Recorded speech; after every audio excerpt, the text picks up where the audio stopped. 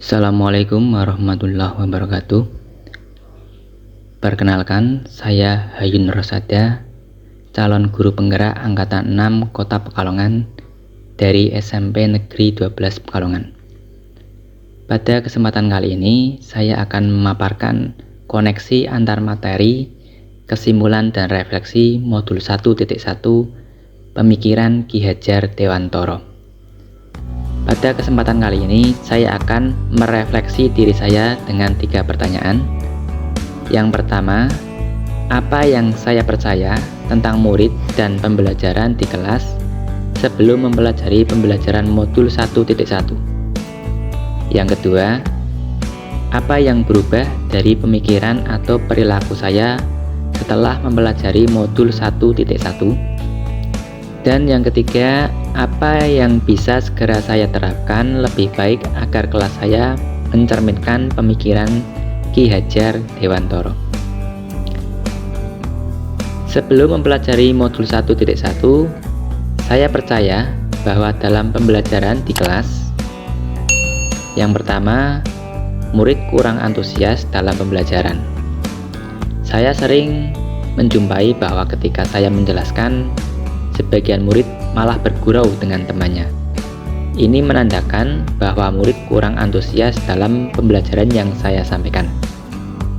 Yang kedua, tidak mengerjakan tugas yang diberikan. Seringkali ketika saya memberikan tugas, hanya anak-anak tertentu saja yang mengerjakan. Yang lain hanya diam saja. Kemudian, jika temannya sudah ada yang selesai, mereka berbondong-bondong menyalin tugas yang sudah dikerjakan oleh temannya. Kemungkinan tugas yang saya berikan terlalu berat untuk mereka. Yang ketiga, peran guru lebih dominan dari murid. Ada kalanya saya merasa lelah menyampaikan materi kepada murid. Itu tandanya peran saya dalam pembelajaran lebih dominan daripada murid.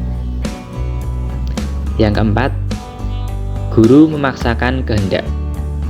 Seringkali saya menjelaskan materi supaya anak paham dan capaian pembelajaran tercapai oleh murid.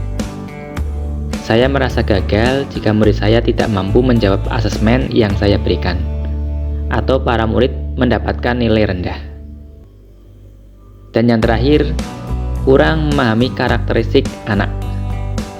Ketika saya menjelaskan, saya ingin semua anak mendengarkan penjelasan saya. Padahal setiap anak memiliki gaya belajar yang berbeda-beda. Ada yang suka belajar melalui membaca, mendengarkan audio, ataupun melalui audio visual. Pemikiran atau perilaku saya yang berubah setelah mempelajari modul 1.1 ini adalah: yang pertama, memerdekakan murid untuk menyelesaikan tugas sesuai dengan minat, bakat, dan kreativitasnya masing-masing.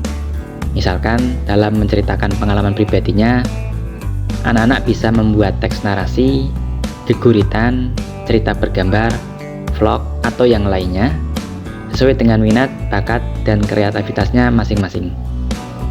Yang kedua, pembelajaran yang berpihak pada murid. Pembelajaran diberikan sesuai dengan karakteristik murid, di mana setiap anak memiliki kemampuan berbeda-beda, sehingga tugas yang diberikan juga tidak boleh disamaratakan. Yang ketiga, memberi kebebasan murid untuk berpendapat. Di awal pembelajaran, saya mengajak anak-anak untuk membuat kesepakatan kelas, di mana salah satu yang disepakati adalah menghargai pendapat orang lain.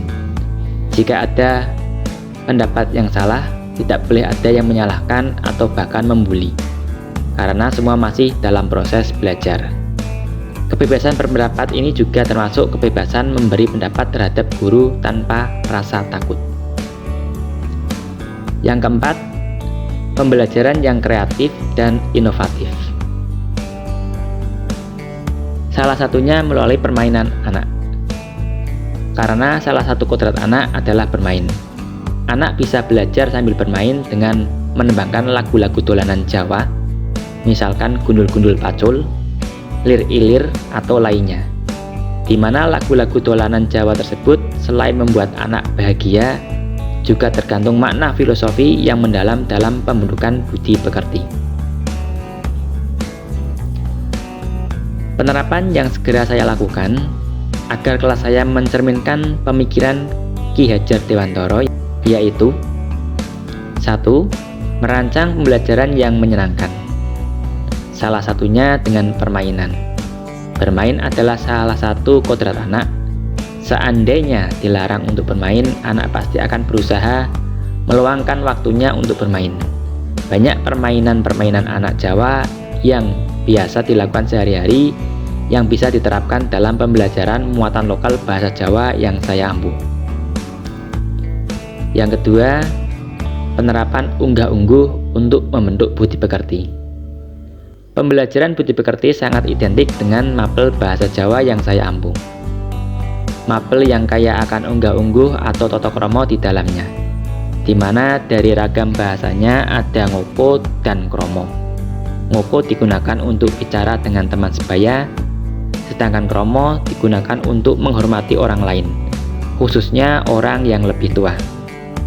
Ketika berjalan berpapasan atau melewati orang yang lebih tua, dalam budaya Jawa seorang anak menundukkan badannya sebagai wujud penghormatan kepada orang yang lebih tua. Melalui pembelajaran unggah-ungguh ini, para murid diasah dan diolah budi pekertinya. Yang ketiga, menerapkan pembelajaran berbasis kearifan lokal dan budaya. Hal ini penting sekali dalam pembelajaran yang saya ampu, yaitu muatan lokal bahasa Jawa. Dalam hal pembelajaran, saya mengangkat materi terkait sosial budaya sekitar, seperti dialek Pekalongan, batik, dan budaya-budaya yang ada di Pekalongan seperti mitoni, nyadran, sedekah bumi, dan lain sebagainya. Yang kelima, menerapkan konsep merdeka belajar. Konsep ini sangat penting agar anak-anak dalam belajar merasa merdeka, tidak ada paksaan.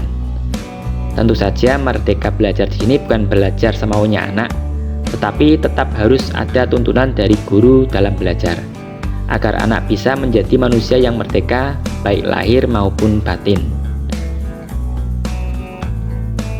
Selanjutnya, tidak menuntut tetapi menuntun.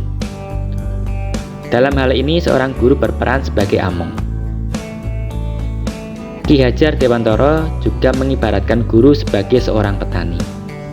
Dalam penerapannya di kelas, di sini menerapkan pola asih, asuh, dan asah, yaitu seorang guru harus memberikan kasih sayang kepada murid, mengasuhnya, dan mengasah kemampuannya, supaya murid mencapai kebahagiaan dan keselamatan yang setinggi-tingginya. Yang terakhir, pembelajaran sesuai dengan kodrat alam dan kodrat zaman. Terkait kodrat zaman, pendidikan pada saat ini seharusnya berbeda dengan pendidikan ketika kita masih berada di bangku sekolah zaman dahulu. Pendidikan saat ini menekankan pada kemampuan anak untuk memiliki keterampilan abad 21. Sedangkan terkait kodrat alam, pendidikan harus disesuaikan dengan konteks lokal sosial budaya lingkungan anak, agar anak siap untuk menghadapi tantangan yang akan datang dan siap untuk menjadi manusia merdeka, baik sebagai individu maupun sebagai anggota masyarakat. Kesimpulan yang dapat saya ambil adalah pemikiran-pemikiran Ki Hajar Dewantara terkait pendidikan sangat luar biasa dan harus segera kita terapkan dalam pembelajaran di kelas ataupun dalam pendidikan di sekolah. Seperti contohnya dasar pendidikan yang menuntun. Pendidikan harus memperhatikan kodrat anak, baik kodrat alam maupun kodrat zaman, dan pendidikan itu harus memuliakan anak. Demikian pemaparan dari saya, koneksi antar materi, kesimpulan dan refleksi modul 1.1 pemikiran Ki Hajar Dewantara. Wassalamualaikum warahmatullahi wabarakatuh.